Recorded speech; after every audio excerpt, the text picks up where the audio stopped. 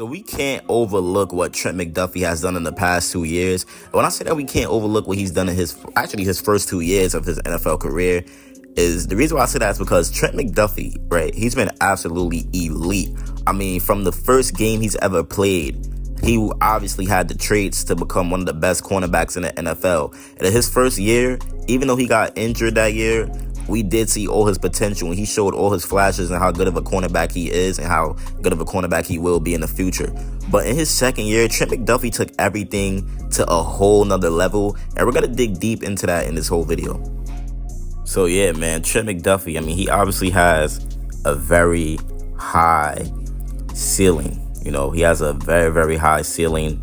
And he didn't even play 2 seasons, actually. I mean, he only has 1.5 seasons under his belt, for real, because obviously he took that injury. But obviously the way we got Trent McDuffie is through a trade up with the New England Patriots. We went from pick number 29 to pick number 21. So we ended up trading up to get Trent McDuffie.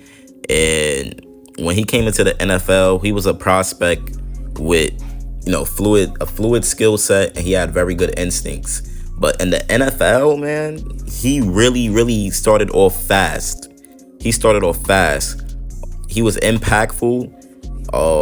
He had a great starting role.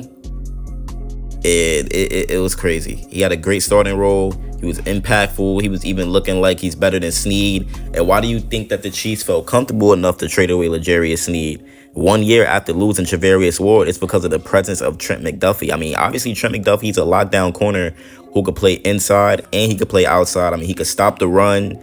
And he's just very good. I mean, he forces fumbles. He's physical. He just doesn't get that much interceptions. But that's probably going to come into his game eventually. So him being who he is and the type of player that he is and the smartness that he has and the IQ that he has, it's no secret that Trent McDuffie could be a future Hall of Famer. I really believe Trent McDuffie has a chance to become a future Hall of Famer. He really does. I mean, he's a first-team All-Pro already. First-team All-Pro. 80 tackles last season.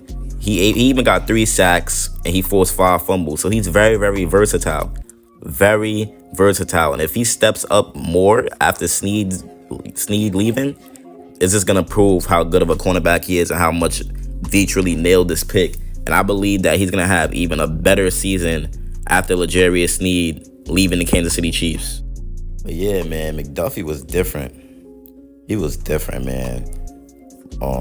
Before last season, Trent McDuffie was ranked number 7th by Pro Football Network and number 5th by CBS Sports among cornerbacks, you know, before the season. And Pro Football Focus ranked McDuffie at number 2 overall among cornerbacks, only behind Sauce Gardner. So Trent McDuffie, he's been getting his love and he's been getting his credit. But yeah, man, he's a key player in the Chiefs secondary, obviously, and his versatility is just what Spags loves about him. You know, Spags, he loves his versatile cornerbacks, and that's what Trent McDuffie is bringing to this team. So that's very good for, you know, the Chiefs defense, having a guy like McDuffie who's a leader, and after losing L'Jarius Snead, he could just step up and take over, you know, and finally establish himself as an actual cornerstone of the Chiefs defense and a well-known figure in the league. Because even though he's a big, you know, part of our defense, he didn't establish himself as like that Chris Jones type of guy yet. And he could have did that last season, but the reason why I think he didn't do that is because of L'Jarius Snead being in his way. So now that L'Jarius Snead is not the number 1 cornerback of the team, and now that it's Trent McDuffie, we're going to really get to see what he does. And I remember when people were saying stuff like, I've been making videos on McDuffie before he was on the Chiefs. I remember when people were saying stuff like, oh, he's going to be small, he's too small, he's not going to be able to play defense. That's not true. I told y'all he was going to be similar to Jair Alexander. And that's exactly who he plays like. And having a first-team All-Pro already just goes to show you that his size obviously didn't matter at all. So he's definitely on the verge to becoming a superstar. And he doesn't really talk. He doesn't talk trash. He doesn't do any of that. He just lets his play speak for him. And his play is very, very good. I mean, he's very versatile. He's a scheme fit, obviously. I think he could fit on any team, to be honest. I don't really think there's no scheme when it really comes to him. He could cover man. He could blanket receivers in the slot, or out wide. He could even rush the passer. Like he's great. He stuffed the stat sheet. Like I said, he had 80 tackles, 9 QB hits, 7 passes defended, 5 forced fumbles, and 3 sacks. He only played 2 seasons, and he has 2 Super Bowls. In the Super Bowl, he locked up Deebo Samuel. He literally eliminated him from the game, which we needed a lot because we didn't want Samuel having a big game, because that could have changed everything, and we could have been, we could have been on the other side of the way the Super Bowl went. We could have been taking the L, so he's dominant. McDuffie is dominant. Now that Snead is going, I can't wait to see what Spags does for him. It's going to be very, very good. I'm very high on McDuffie, obviously. Very high on him. So I expect him to, just take over and fulfill that Snead role, but even better. He only surrendered 2 touchdowns all year. He only penalized 2 times. He had an 82.9 defensive grade on PFF and a 78.3 coverage grade, man. So that's obviously great. That's great. That's great grades right there.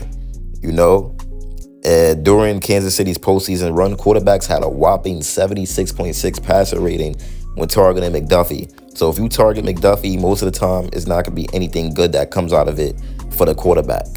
So if the Kansas City Chiefs could just keep up a pace similar to what we did in 2023, then it's not going to be a surprise to see McDuffie get more and more praise. And I just can't wait to see it, man. It's definitely going to be very, very good to see. And you just got to love what the Kansas City Chiefs are doing when it comes to drafting these guys, because McDuffie, he's literally a stud. And being able to lose L'Jarius Sneed and be comfortable with that and not even make changes or go for a trade for another cornerback, it goes to show you how much faith that they have in their cornerback room and how much faith that they have for Trent McDuffie to become a leader. And I also have that faith in Trent McDuffie to become a leader, because he's a very good football player, man. He's very, very good. He's very smart. He's very talented. And he just makes the right plays at the right times. He's always in the right spots. So the Kansas City Chiefs, they really struck gold, and they got lucky when they got Trent McDuffie. And I can't wait to see what he does next year. It's going to be very, very fun to, watch. And it's going to be epic. It's going to be a movie. I can't wait. Trent McDuffie is going to have a breakout. Even though it seemed like he already had his breakout, this is going to be a real breakout year where he emerges and proves himself as one of the best cornerbacks in the NFL. So, it's been your boy Chiefs Priority, and I'm out, man. Peace.